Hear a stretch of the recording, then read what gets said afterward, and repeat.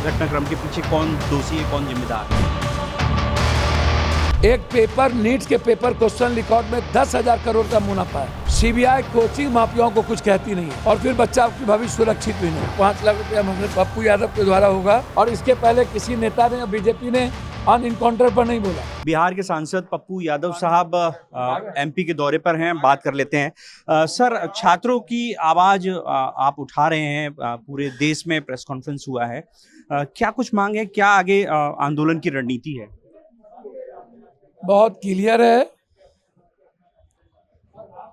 कि राहुल गांधी जी और प्रियंका गांधी जी जिस बच्चों की, छात्रों की गूंज के मुद्दों को उठाया है, ये बहुत आज के डेट में उनकी जिंदगी से जुड़ा सवाल है।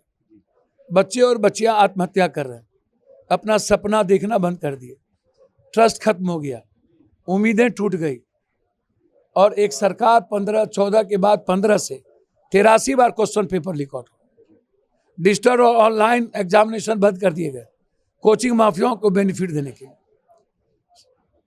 10th से 12th तक लाखों बच्चे, करोड़ों बच्चे जाकर के नीट्स के एग्जामिनेशन के लिए कोटा में पढ़ते हैं। 7,000 करोड़ का सालाना उनका टर्नओवर है। एक पेपर नीट्स के पेपर क्वेश्चन रिकॉर्ड में 10,000 करोड़ का मुनाफा है और ये खेल सरकार और कोचिंग के बीच है।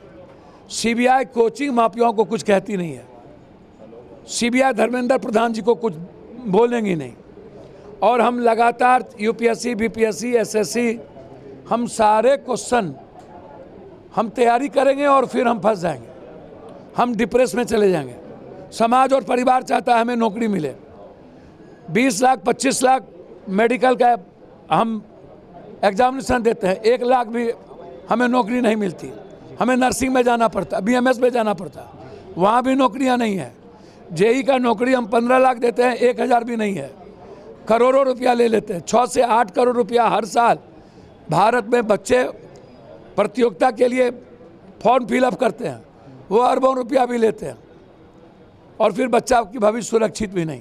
कैलेंडर नहीं है। एग्जामिनेशन के 3 महीने के बाद आप कैलेंडर लागू करो कि हम नौकरी देंगे, जब रिजल्ट आउट हो जाएगा तो वो कैलेंडर भी नहीं है। तो ना कैलेंडर लागू, ना कुछ भी लागू, बच्चों को सिर्फ लूटना, ये कैसे? तो इसीलिए यह गूंज एक लड़ाई थोड़ी है। राहुल गांधी जी बच्चों के भविष्य को लेकर 14 से लड़ रहे हैं, किसान के मुद्दों को लेकर लड़ रहे हैं, गरीब मजदूर के मुद्दों को लेकर लड़ रहे हैं और बिना पॉलिटिकल किसी बैनर के लड़ रहे हैं। या जो छात्र और बच्चों की भविष्य की गूंज है उस मुद्दों को लेके। इसीलिए जो आज सबसे बड़ा सवाल है रोजगार का, वो खत्म हो गई, फैक्ट्रियां बंद हो गई, अन्य चीजें हैं नहीं, तो फिर बच्चे कहाँ जाए, बच्चे क्या करें? तो ये 9 अगस्त को देश के जो बच्चे, जो अपने भविष्य को लेकर, जो अपने सपनों को लेकर, जो अपनी जिंदगी और अपने परिवार की लाइफ को लेकर के जो सोच रही है, उसको लेकर के बच्चे के जो दुश्मन है, छात्र के अधिकार को और लाखों करोड़ रुपया जो लूट रहे हैं, उसको लेकर एक बड़ी क्रांति कर्मयोद्धा के द्वारा, कर्मयोगी के द्वारा, क्रांतिवीर के द्वारा दिल्ली के उस मैदान में, पूरे देश में ये मुहिम है, वो आगे बढ़ेगी। सर, एक आखिरी सवाल आपके राज्य से जुड़ा हुआ है। भरत तिवारी इनकाउंटर मामला, जिस तरह से सवाल खड़े हो रहे हैं, आप खुद गए थे परिवार के बीच, महापंचायत हुई कल वहां पर, तो किस तरह देखते हैं ये पूरे घटनाक्रम को? क्या मानते हैं इस घटनाक्रम के पीछे कौन दोषी है, कौन जिम्मेदार है?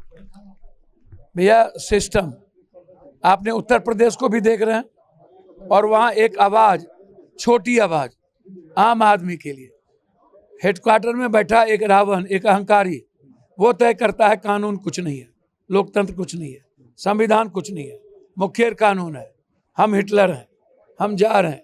उनको लगता है रावण है, राम नहीं है, कृष्ण है और कंस है, कृष्ण नहीं है, अर्जुन कोई पैदा लेगा नहीं, तो फिर सिस्टम को चैलेंज कौन करेगा? तो मार दिया। इसका बदला, इसका जवाब लोकतंत्र में चुनाव है, उसको दिया जाए। सर बहुत पुअर परिवार से आते थे, बहुत मैं किस तरह पूरी मदद के लिए बोल चुका हूँ, 5 लाख रुपया मदद पप्पू यादव के द्वारा होगा, उसकी मदद की गई है और इसकी लड़ाई सुप्रीम कोर्ट तक लड़े। सर आपने ये भी कहा जाति देखकर वहां इनकाउंटर हो रहे हैं। आप तो देख ही रहे हैं, कौन है दलित ठोक दो, कौन है यादव ठोक दो, कौन है ब्राह्मण ठोक दो। और इसके पहले किसी नेता ने, बीजेपी ने ऑन इनकाउंटर पर नहीं बोला। जिनकी दुकान जा रही है और ब्राह्मण के का वोट बैंक कैसे खिसक जाएगा, इसके लिए वो बाप बाप करने लगे। तो मुद्दे भी तुम, मुद्दाले भी तुम ही, कत्ल भी तुम, कातिल भी तुम। तो तुम मुख्यमंत्री का इस्तीफा लो और जो हेडक्वार्टर से मरवाया उसको 302 का मुकदमा बनो। तो देखिए ये थे बिहार के सांसद पप्पू यादव, जिन्होंने तमाम सवाल खड़े किए छात्रों के आंदोलन गूंज को लेकर उन्होंने बताया, और बिहार में जो भरत तिवारी इनकाउंटर मामला है उस पर भी प्रश्न चिन्ह लगाए और मुख्यमंत्री को सवालों के घेरे में लिया। कैमरा पर्सन मनोज के साथ BSTV के लिए मैं प्रहलाद सेन।